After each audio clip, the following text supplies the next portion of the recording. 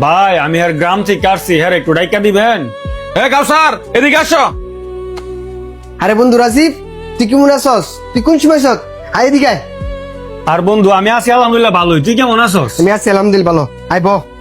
তো বন্ধু তুই হঠাৎ করিয়া গ্রাম থেকে শহর এলি আমার শোরুমে, কি মনে করিয়া? আর বন্ধু কইস না, তোর বাবির ফেরা ফেরি কয়টা দিন ধরে আর ভালো লাগতেছে না। গরমের দিন আইছে, খালি কয়েকটা ফ্রিজ নিতাম এজন্য গ্রাম থেকে আইছি। শুনছি তুই একটা ফ্রিজের শোরুমে চাকরি করস, তোর আমি একটা ফ্রিজ নিতাম। ও আচ্ছা তাই কথা, তাহলে তো ভালো। আয় আমার লগে।